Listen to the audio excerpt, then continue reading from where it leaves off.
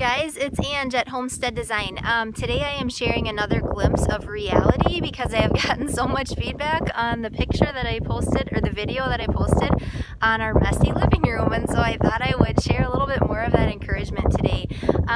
So this is where we live. We live in the land of mud. This is March in Minnesota, in the country I should say, because in town it just doesn't get this muddy, but where we live, right there, that's our only bit of cement that we have on our property. So everything else is mud. We are muddy all the time, and that is just how it goes. And that's what I want to share, is that you need to realize what your reality is, because that will determine sometimes how things are in your house. So let me show you what all that mud equates to, okay?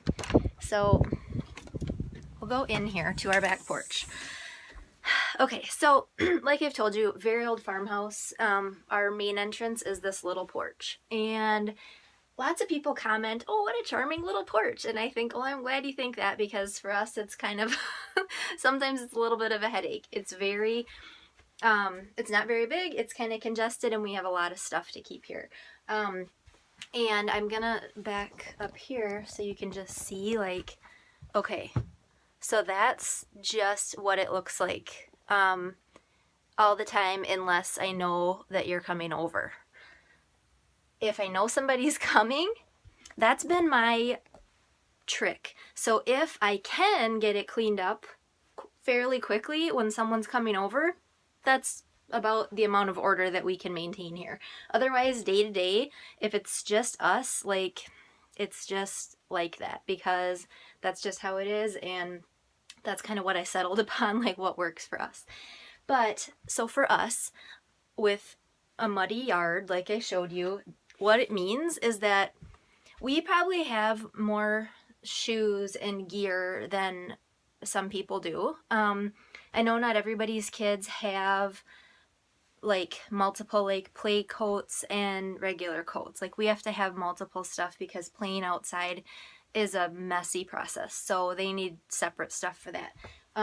We have, like, we're in the season right now of that we need snow boots and rain boots out, both, and tennis shoes, and we're partway through the school year, and so now we've got, oh, my shoes are too tight, and now we've got to go in our bin of hand-me-downs and get out another pair of shoes. So we've got like multiples of everything.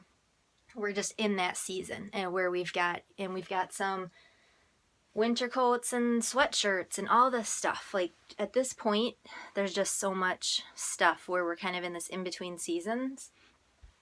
But what has worked for me is these cubbies. These actually were in our daughter's bedroom, and she used them as a bookcase. And then we did something different in there, and I was thinking about what can we do with these cubbies, and they happen to fit perfectly in this little kind of nook in our porch, and it has been so nice. So it just so happens that there are 4 columns, so each child gets their own, and we've been using some for shoes, and then in the top one I just stuck a little bin that I had, and that's where they've kept their hats and mittens, and that's worked really well. To have them separated, it's less rooting around for stuff in the morning to find what they need.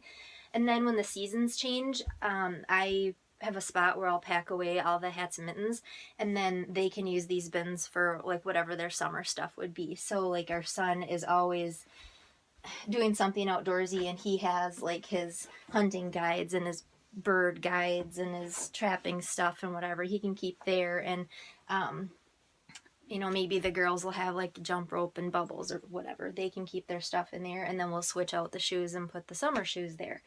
One thing that's worked for us, since obviously this is Mudville, we keep our nice shoes in our other little area. I did a different video on our other little area where we keep our coats inside, just because otherwise like their church shoes would get wrecked. They would get covered with mud because everything out here is muddy.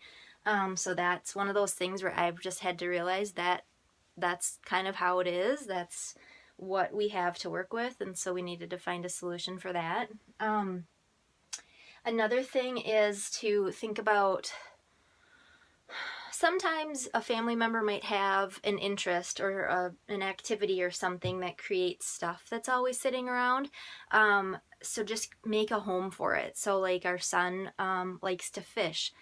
His tackle box just sits there. I have, you know, some stuff kind of decorated, but also I have a spot where his tackle box just sits. If I didn't have that spot, it would probably be sitting on the floor, making me crazy, and we'd be tripping over it. So I just make a spot for that. And he also just like has a fishing pole leaning in the corner most of the time. And so we just kind of go with it. So it kind of helps to find spots for some of those things. I do a similar thing in our other little area where their backpacks go. I have a spot where like the gym bag, like the basketball bag or whatever, where those things can go. So they have a home to get put in. That helps to keep some of that cluttery stuff put away.